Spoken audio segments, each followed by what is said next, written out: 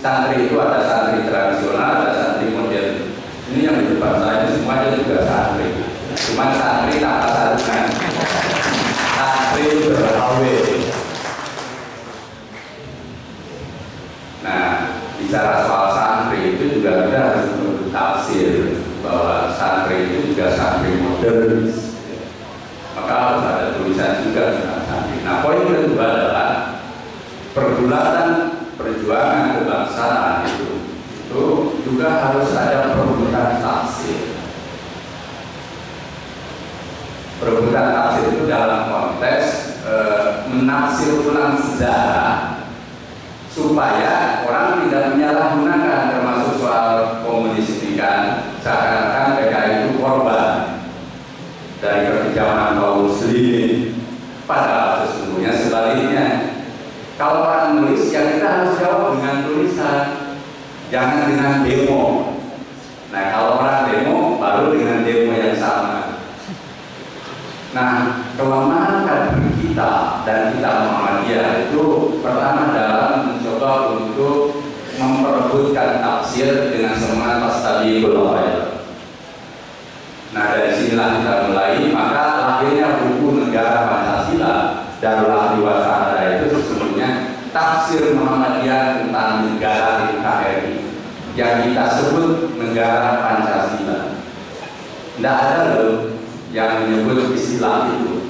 Kenapa kita sebut tidak NKRI? NKRI itu kerangkanya, tetapi substansinya itu negara kita itu negara Pancasila, yakni negara yang punya value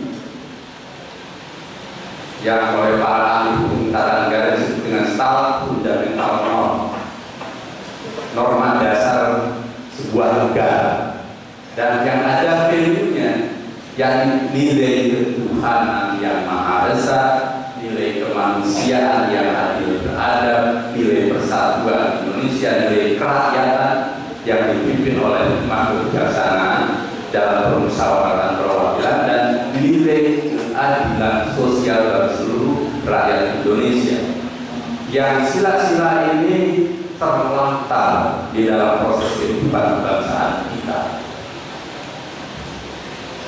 Maka kalau mau menolak, misalkan, kan suka ada orang yang aneh-aneh pikirannya, mau tidak bertuhan pun itu hak setiap orang dia, betul. Bahkan agama mengajarkan amanul awkar. Jadi mau ateis itu pilihan, tapi juga kita kan beberapa orang tidak ateis. Jangan biarkan kalau orang berniat ateis, apalagi sudah jadi ateis, dia tetap ateis, bahkan kita legitimasi untuk tetap jadi ateis, kita harus berdakwah, itu kalau kita. Tapi dalam konteks kebangsaan, kalau ada orang ateis lalu membuat pergerakan, lalu berhimpunlah banyak orang menjadi orang-orang kelompok ateis, misalkan kelompok penggemar ateis Indonesia, atau kelompok pengikut ateis Indonesia, lalu membuat sebuah movement dan minta dilegalkan oleh negara. Nah, ini kan musim hak asasi manusia, atau minta dilegalkan. Kita bisa menolaknya selain dari sisi agama, dari sisi Pancasila, bahwa itu bertentangan dengan sila pertama. Jadi kita enak, termasuk kalau mau bertanding di arena hukum pun kita bisa menang. Itu yang kita maksudkan. Ada logika dan dasar keagamaan yang kita pakai, tapi juga ada dasar kebangsaan. Kemudian misalkan kemarin ramai LGBT ya, LGBT itu lesbian, gay, biseksual dan transgender, itu sama bisa kita lawan dengan prinsip-prinsip itu di samping prinsip agama. Nah, ini yang kita sebut merebut tafsir itu, yang selama ini umat Islam agak kalah.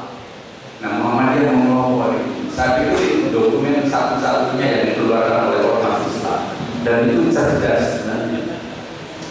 Yang ketiga juga konteksnya bahwa itu sejalan dengan prinsip dari ideologi Muhammadiyah Jadi buku ini hasil dari aktualisasi poin kelima mantan keyakinan dan cita-cita hidup Muhammadiyah. Di situ kan sudah jelas bahwa kita ini punya cita-cita, visi dan fungsi menjadikan Indonesia yang berdasar pada falsafah Pancasila untuk menjadikan baldatun thayyibatun warahmatullah. Nah, kita konstruksi Indonesia yang dicita-citakan oleh para pendiri bangsa yang mayoritas Muslim dan negeri yang Muslim ini, yang dasarnya Pancasila sebagai ideologi negara, sebagai dasar negara, maka kita konstruksi dalam konteks keislaman dan umat Islam bahwa negara Pancasila itu bisa dijadikan sebagai darul ahdi wa syahadah, hasil konsensus nasional, dan tempat kita bersaksi untuk mengisinya dengan kiprah-kiprah perjuangan kita, tetapi arahnya sejalan dengan baldatun thayyibatun warahmatullah. Jadi tujuan nasional yang disebut dalam pembukaan itu kan Indonesia yang bersatu, adil, makmur, dan berdaulat, itu yang kemudian kita tafsirkan menjadi negara yang maju, adil, makmur, bermartabat dan berdaulat, itu sejalan menjadi bagian yang tidak terpisahkan dari sebuah cita-cita kenegaraan baldatun thayyibatun warahmatullah. Dalam konteks perjuangan ideologis sekaligus juga mengakhiri polemik, terutama juga anak-anak muda kita yang lari ke tempat lain, ada kelompok-kelompok yang ingin mendirikan kekhalifahan Islam. Maka kita ajak kembali, ayo jadikan bahwa negara ini negara yang memang negara yang Islami. Soal format negara bahwa negara Islam, negara kekhalifahan Islam itu kan ijtihad. Nah, tidak banyak juga atau kurang disosialisasikan juga pemahaman para kader kita tentang dirasah Islamnya, khususnya tentang fikih siasat, bahwa konsep negara Islam itu konsep ijtihad, bukan qat'i dari Al-Quran dan Sunnah Nabi. Bahkan bentuk kekhalifahan Islam itu bermacam-macam.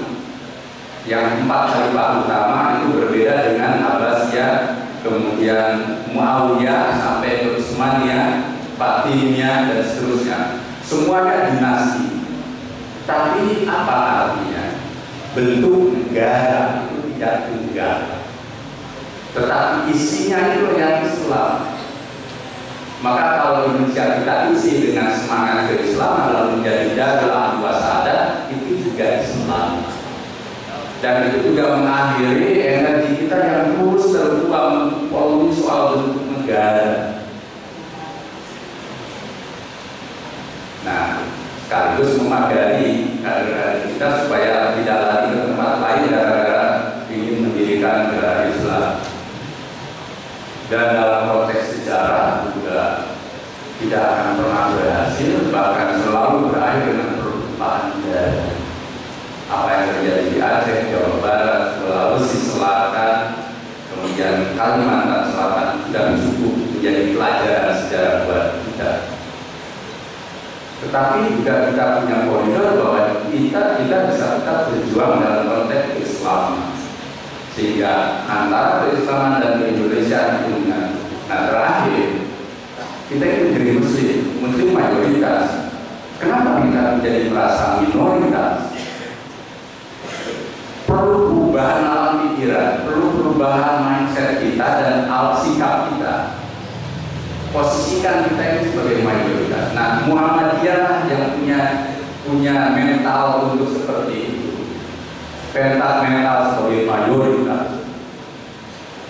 Kalau selalu mengeluh, kalau selalu konfrontasi, kalau selalu ingin keluar dari koridor, ya namanya bukan perjuangan. Bahwa kita dalam hal tentu harus melanjutkan, ya, tidak selalu amar ma'ruf, itu ya, tentu dengan prinsip-prinsip yang dipegang oleh Muhammadiyah. Nah, kerana inilah yang perlu kita bangun, pemahaman inilah yang harus kita bangun di dalam konteks kita peranan bela negara, peranan Hizbul Waton sebagai pasukan tanah air, pasukan bela negara yang motifnya tidak lain sebagai misi dakwah Islam dan Tasbih. Mudah-mudahan ini bisa menambah referensi Bapak Ibu dan saudara sekalian, dan spirit HW itulah yang perlu menjadi spirit bagi kader kita. Saya ingin membacakan kisah menarik di ujung ceramah saya. Ini pesannya Sudirman Muda ketika membina HW di Desa Batur, kalau 35 yang akan saya hantarkan. Jadi saat itu malam-malam dingin, ya, lalu ada pembinaan untuk adik-adik pelana, kata Sudirman, dikumpulkan di sebuah tempat yang sangat dingin, dan Sudirman menyampaikan ini saya kutip langsung. Adik-adik pelana, udara di sini akan sangat dingin jika api unggun kita ini padam nanti. Tetapi di sini kita dengan jelas dapat melihat bintang-bintang lebih gemerlapan, seolah memberitahu kepada kita tentang kekuasaan Tuhan di cakrawala sana. Suara-suara burung apabila kita besok mendaki bukit ini juga akan melakukan kebesaran Tuhan. Di kompleks ini, di sini kita jumpai mata air, dan beberapa langkah pendakian ke atas sana akan terdapat pekuburan gua. Yang saya ditanya ada kuburannya. Air, kata Sudirman, merupakan sumber hidup dan permulaan hidup. Di kuburan itulah akhir kehidupan duniawi untuk sampai pada kehidupan di alam yang lain. Di sini kita akan tidur di atas tikar belakang. Suatu cara untuk melatih hidup sederhana. Kita akan makan makanan yang kita masak sendiri, mencuci piring sendiri, dan mengambil air sendiri dari mata air yang jernih. Kita harus mencari kayu sendiri. Segala pekerjaan harus kita kerjakan bersama untuk membiasakan hidup bersama dalam tatanan masyarakat yang saling menolong. Betapapun untuk menguasai diri kita, kita harus siap dibangunkan dan menerima pilihan jaga. Nah, sekarang kecuali yang menerima pilihan jaga, bolehlah semua melepas lelah. Itulah pesan Sudirman untuk Assalamualaikum warahmatullahi wabarakatuh.